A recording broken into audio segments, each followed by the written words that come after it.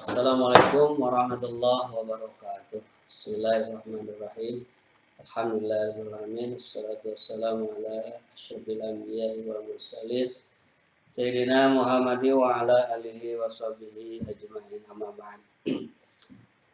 Para siswa siswi yang Bapak cintai, alhamdulillah dalam kesempatan hari ini kita bisa mengikuti pembelajaran jarak jauh atau melalui media online. Kali ini akan kita bahas yaitu tentang pelajaran fikih. Pada pertemuan sebelumnya kita telah membahas tentang masalah jual beli. Mungkin kalian masih ingat apa itu jual beli. Jual beli adalah kegiatan tukar menukar barang dengan barang atau menukar barang dengan alat tukar yang sah. Saya ulangi, jual beli adalah tukar menukar barang dengan barang atau menukar barang dengan alat tukar yang sah. Alat tukar yang sah sekarang, pada zaman sekarang ini adalah uang. Kalau pada zaman dulu, alat tukar itu adalah berupa emas dan perak. Kenapa dulu dijadikan emas dan perak dijadikan alat tukar? Nah, karena nilai emas dan perak itu stabil, tidak fluktuatif. Ya. Artinya dari masa ke masa terus meningkat, ya. Tidak pernah anjlok harganya. Nah, makanya dijadikan sebagai alat tukar yang sah zaman dulu. Tapi zaman sekarang sudah berubah lagi. Alat tukar yang sah itu berupa uang. Baik itu uang kertas ataupun uang logam. Bahkan zaman sekarang ada lagi uang elektronik, ya, berupa kartu kredit atau kartu debit, ya, dan sebagainya. Nah, jadi pengertian jual beli adalah tukar menukar barang dengan barang, ya, atau menukar barang dengan alat tukar yang sah, ya, berupa uang dengan syarat yaitu suka sama suka atau saling ridho. Ya. Itu pengertian dari jual beli. Ya. Sekarang bagaimana tentang hukum asalnya? Hukum asal jual beli adalah mubah. Ya, mubah itu boleh. Ya. Kemudian bisa berubah. Kadang-kadang bisa jadi sunat, bisa jadi wajib. Ya. Yang berubah jadi sunat misalnya menjual sesuatu kepada orang yang membutuhkan. Ya, orang itu membutuhkan. Maka kita menjual yang barang tersebut, ya, nah itu hukumnya bisa jadi sunat. Karena sudah memberikan pertolongan kepada orang lain atau sudah menolong orang lain. Kemudian bisa jadi wajib. Bagaimana bisa jadi wajib? Nah, karena orang yang akan membeli itu sangat-sangat membutuhkan. Sehingga kalau tidak kita kasih barang, kasih jual, maka orang itu akan mengakibatkan sesuatu yang sangat fatal. Misalnya menimbulkan kematian. Ya. Contoh, ada tetangga kita, ya, yang sangat membutuhkan beras. Ya. Dia sudah pergi ke sana kemari tidak ada. Nah, kemudian orang itu misalnya sangat membutuhkan sekali. Ya. Maka kebetulan kita punya barang, bisa beras, maka kita boleh kasih jual kepada mereka itu yang sangat membutuhkan. Nah, kalau tidak dikasih jual, maka mereka akan kelaparan, bisa menimbulkan kematian.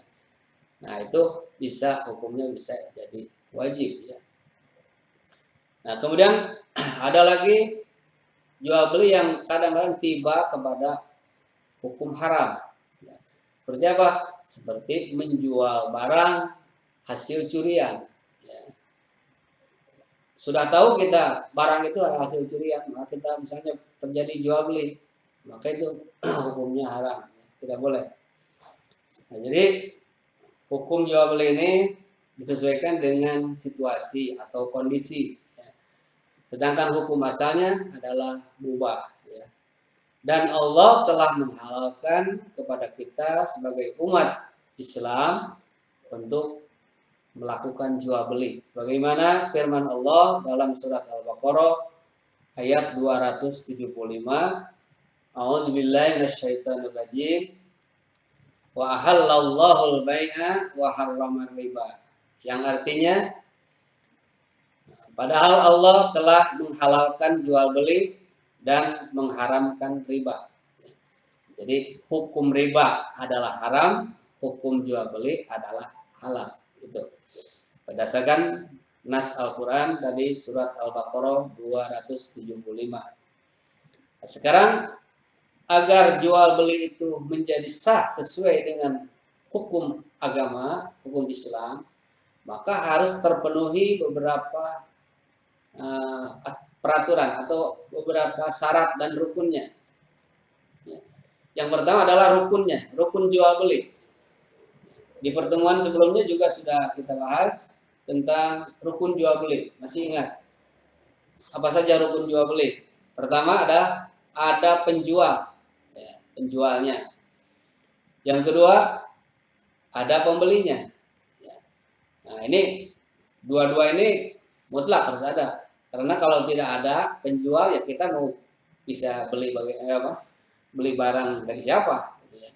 Atau bisa menjual barang kepada siapa kalau tidak ada antara penjual dan pembeli. Maka ini harus ada.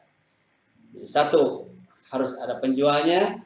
Yang kedua, harus ada pembelinya. Rukun yang ketiga adalah harus ada barangnya. Ya. Bagaimana bisa terjadi jual beli kalau tidak ada barang? Ya. Maka mutlak barang itu harus ada yang dijual belikan. Misalnya apa? Misalnya seperti ini, spidol. Ini barangnya ada. Kemudian penjual di toko ya menjual barang ini. Ya. Nah, maka ini mutlak harus ada barangnya. Ya. Jadi tidak boleh barangnya itu fiktif. Ya. Fiktif itu artinya cuma nama saja, nama. Tapi barangnya tidak ada. Nah, maka itu adalah tidak boleh. Selanjutnya adalah harus ada akad atau jual beli, ijab kabul.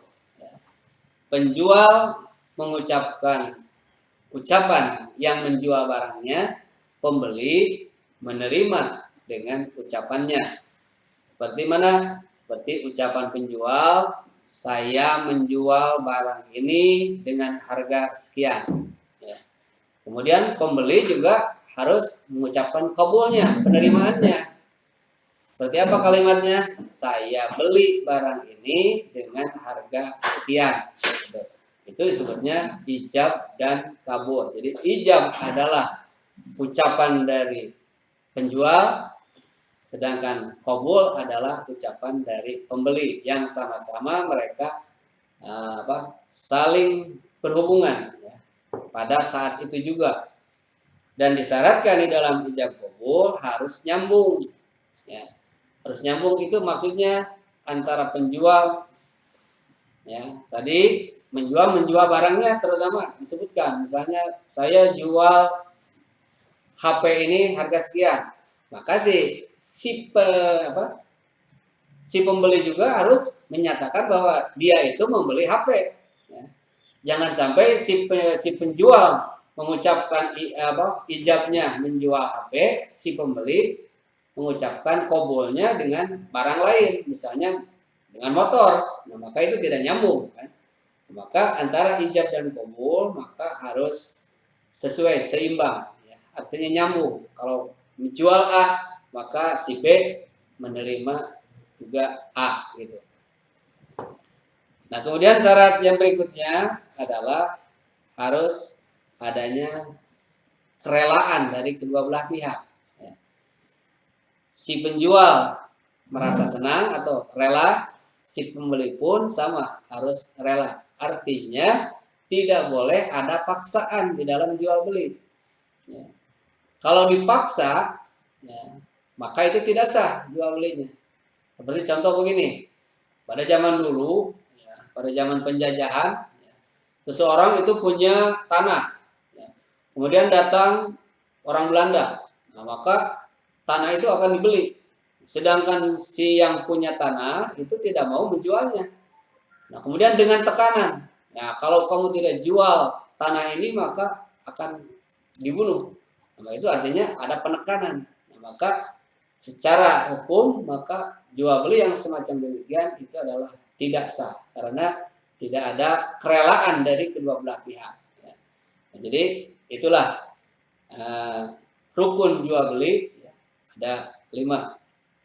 Saya ulangi, rukun jual beli ada 1, ada penjual, 2, adanya pembeli, 3, ada barang yang dijual, 4, ada akad atau ijab dan kabul, yang 5 harus saling ridho, ya, saling suka sama suka. Itulah untuk pertemuan kali ini, mudah-mudahan bisa dipahami. Insya Allah nanti ke depannya ada syarat-syaratnya, ya, syarat-syarat jual beli yang harus dipenuhi agar jual beli kita menjadi sah sesuai dengan aturan agama Islam. Sekian, mudah-mudahan bisa dipahami. Dan untuk soalnya mungkin nanti ditulis, ya, di WA, dikirim melalui WA. Dan untuk kali ini tidak ada soal. Sekian, wassalamualaikum warahmatullahi wabarakatuh.